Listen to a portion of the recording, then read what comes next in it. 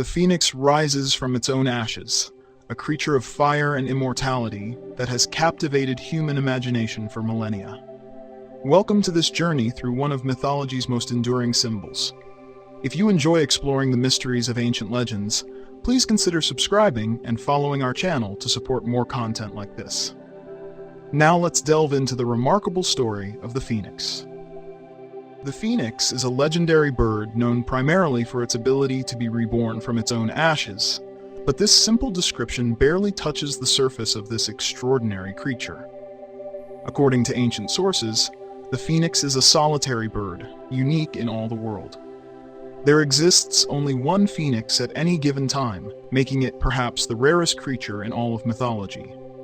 The earliest detailed account of the phoenix comes from the Greek historian Herodotus, who writes about it in his histories. Herodotus describes the phoenix as a bird from Arabia, though he admits he has only seen pictures of it. He tells us that the phoenix has plumage that is partly red and partly golden, and in shape and size it most closely resembles an eagle.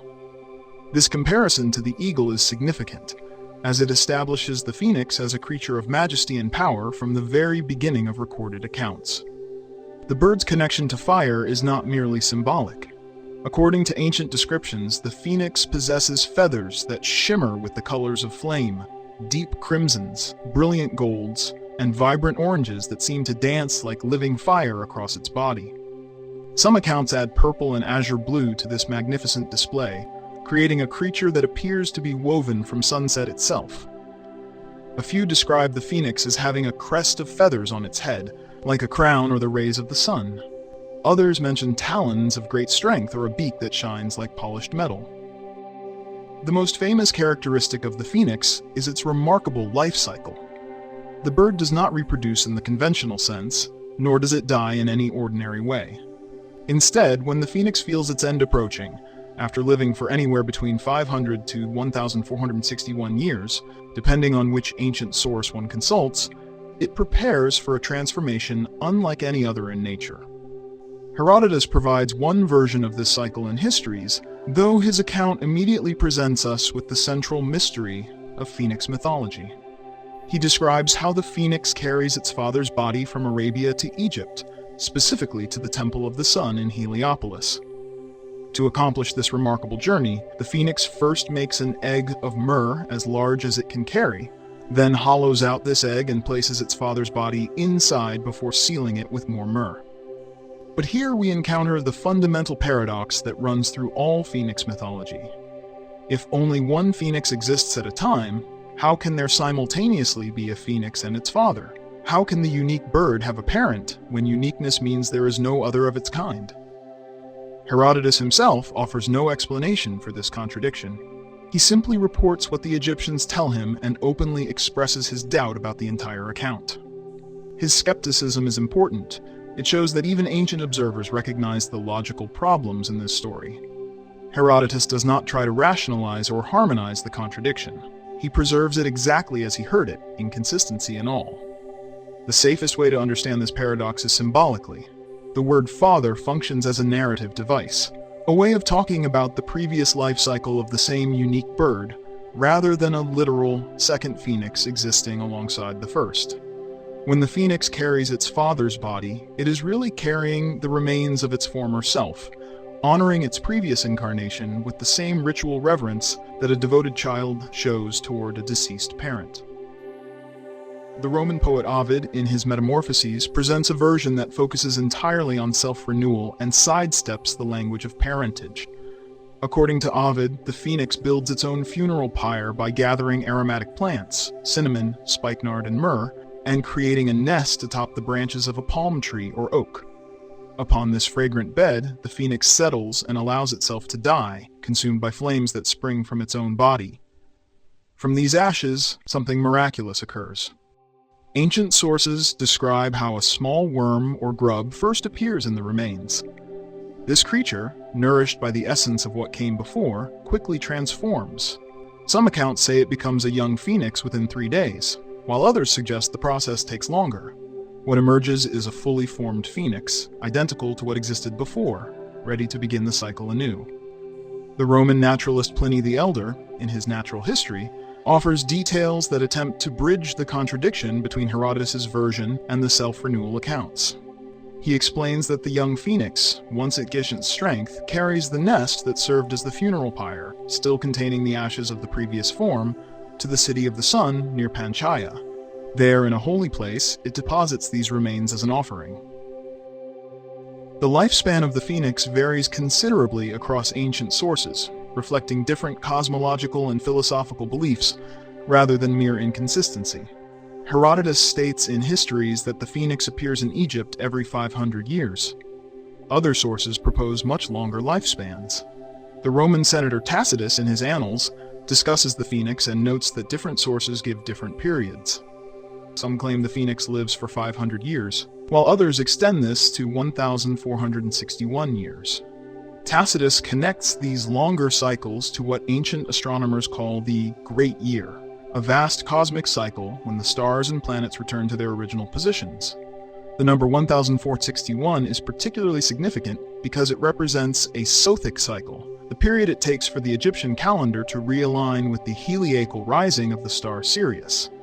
Through this connection, the phoenix becomes intimately linked with Egyptian concepts of time, renewal, and the eternal return of the sun. The phoenix serves not merely as a long-lived creature, but as a living embodiment of cosmic time itself. Its death and rebirth mirror the great cycles of the universe, the ending and renewal of ages. The bird measures time on a scale that exceeds human comprehension, marking off the great ages of the world. Unlike many mythological creatures whose origins are described through divine unions or specific acts of creation, the phoenix's beginnings are notably obscure. This absence may itself be meaningful, suggesting that the phoenix exists outside ordinary concepts of beginning and end.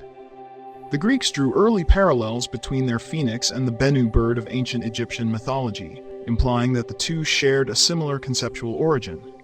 In Egyptian cosmology, when only the primeval waters of Nun existed, before creation and before the gods themselves had fully emerged, the Bennu already was. Greek authors such as Herodotus encountered these Egyptian traditions and recognized in the Bennu a prototype of their own fiery bird. This theme of timelessness continued in later philosophical interpretations, which proposed that the phoenix has no true beginning and exists within an eternal cycle. Like a circle without a starting point, its perpetual pattern of death and rebirth extends endlessly backward as well as forward in time. Each phoenix rises from the ashes of its predecessor, forming an unbroken chain of renewal with no identifiable first link. Other traditions claim that the phoenix emerged directly from the sun or from divine fire at the dawn of creation. Because the bird is so deeply connected with solar imagery, flame, and purification, some mythic accounts imply that the first phoenix was born from the sun's rays or from primordial sacred fire itself. As the phoenix myth traveled from Egypt into the Greek and Roman worlds, it acquired new philosophical dimensions while retaining its core symbolism of renewal. The Roman writer Lactantius, in his poem De Ave Finis, written around 300 CE, provides one of the most detailed Latin accounts. Lactantius describes the phoenix's homeland as a sacred grove in the Far East, beyond India and near where the sun rises. This grove knows neither death nor disease. The phoenix lives there alone, in a land of perpetual spring, feeding on ambrosia and the dew that falls from heaven. When the phoenix reaches an age of 1,000 years, according to Lactantius, it leaves this paradise and flies to our world, specifically to Phoenicia. There, in Syria, it finds a tall palm tree and builds its funeral nest. One of the most striking aspects of the phoenix is its absolute solitude. Unlike virtually every other bird or animal in mythology, the phoenix has no mate, no family, no companions of its kind. Only one phoenix exists in the world at any given time. This solitude is not presented as tragic, but as essential to the phoenix's nature. Ancient sources do not describe the phoenix as hostile or aggressive toward other creatures. It does not hunt, as it feeds on aromatic dew and ambrosia rather than flesh. Yet neither is it depicted as particularly social. It exists apart through essential nature rather than through choice or circumstance. When the phoenix carries its former body's remains to the temple, it demonstrates self-directed filial piety. The phoenix honors its own previous incarnation with the same reverence a devoted child shows toward a deceased parent. This creates a closed circle of honor and remembrance, a family of one that nevertheless maintains all the sacred bonds of family across the barrier of its own death and renewal.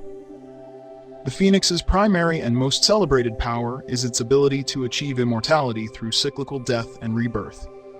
This is not conventional immortality. The phoenix truly dies, experiencing genuine cessation of life.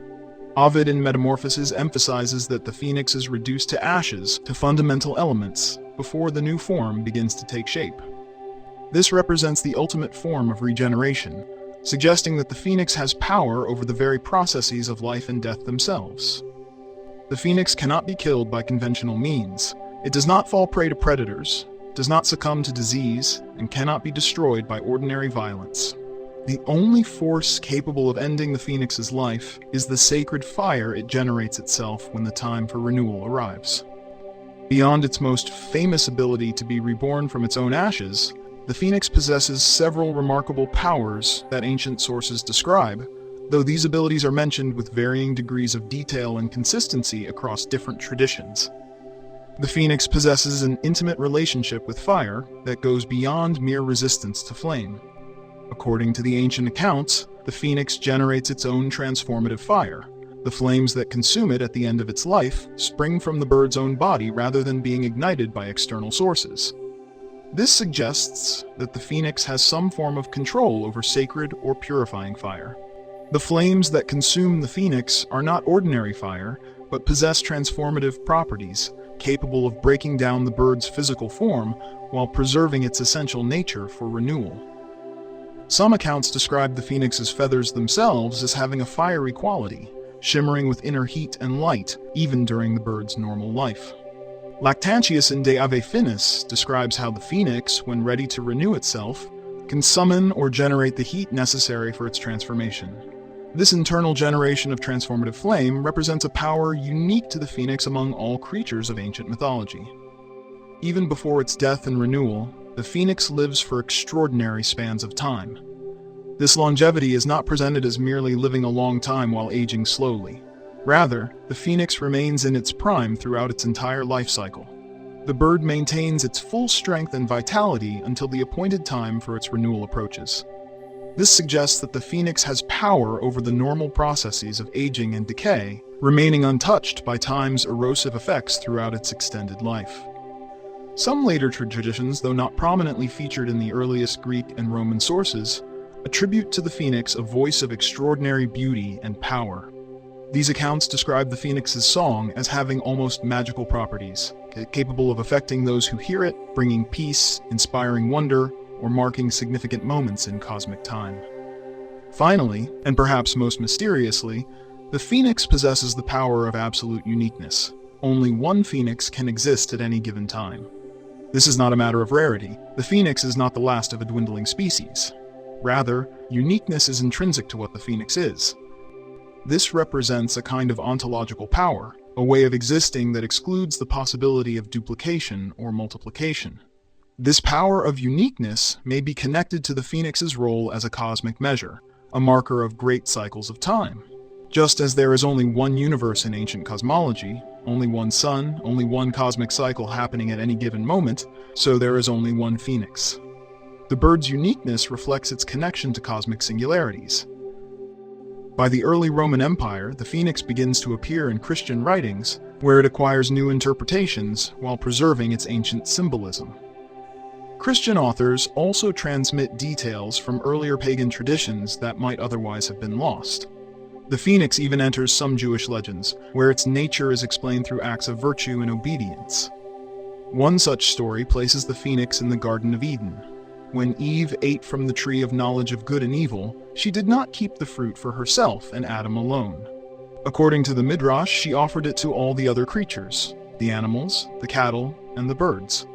Every creature accepted, except the phoenix. The phoenix refused the forbidden fruit, choosing obedience to God over temptation. For this virtue, God allowed it to remain in Eden after the expulsion of the other creatures and granted it immortality. Not merely unending life, but the cyclical immortality of death and renewal that would become its defining hallmark.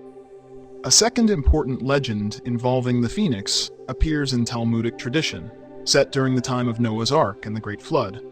According to this account, Noah labored continuously to feed and care for every animal on the ark. Each species had different needs, schedules, and temperaments, leaving Noah exhausted as he worked day and night to keep them alive. During this period, Noah noticed the phoenix sitting quietly to the side. Approaching it as he had the others, he asked if it wished to eat. The phoenix declined, explaining that it did not want to trouble Noah, knowing how heavily burdened he already was with the rest of the animals. Moved by this selflessness, Noah blessed the phoenix with a remarkable gift, that it would never die. Like the Eden legend, this story roots the phoenix's immortality in virtue, yet here the virtue is not obedience to a divine command, but consideration for another's suffering, choosing not to impose a burden when one could have justified doing so. Through this act, the phoenix shows that it values another's well-being even above its own immediate needs. Interestingly, ancient writers did not always treat the phoenix as purely mythological. Some, like Pliny the Elder in his Natural History, discuss the phoenix in works attempting to catalog the actual creatures of the world. Pliny presents the phoenix alongside real birds and animals, though he notes the extraordinary nature of the accounts.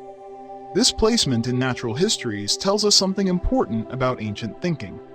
The line between natural and supernatural was drawn differently in the ancient world than in our modern scientific age. A bird that lived for centuries and renewed itself through fire was certainly extraordinary, but not necessarily more impossible than elephants or giraffes, which Greeks and Romans knew existed despite their seemingly improbable features. Pliny in Natural History attempts to be systematic, noting discrepancies between sources, discussing the bird's appearance in detail, and even mentioning that a phoenix was supposedly brought to Rome during the reign of Emperor Claudius, though Pliny suspects this specimen was fraudulent. This analytical approach treats the phoenix as worthy of natural investigation. For much of its history, the phoenix existed in a space between myth and natural history, between symbol and potentially real creature. People debated not whether the phoenix meant something, but whether it actually existed as a physical bird with these remarkable properties. The phoenix stands alone among mythological creatures as the perfect embodiment of renewal and transformation. Neither male nor female, neither truly mortal nor conventionally immortal, the phoenix exists outside ordinary categories. It is unique not because it is the last of its kind, but because it is the only of its kind, containing within itself all generations past and future. From its possible origins in Egyptian religion as the Bennu bird, through its adoption and transformation in Greek and Roman culture, to its embrace by early Christian writers, the phoenix demonstrates remarkable adaptability while maintaining its essential nature. Whether the phoenix ever existed as a physical creature or lived only in human imagination hardly matters. The phoenix is real in the way that powerful symbols are real, shaping how we think, providing images for our deepest hopes, and offering a story that helps us make sense of loss and change. Thank you for joining us on this exploration of the Phoenix legend. If you found this journey through ancient mythology enlightening, please share it with others who might enjoy it. We invite you to join us again as we continue exploring the fascinating creatures and deities of the ancient world. Until then, may you find renewal in your own cycles of transformation.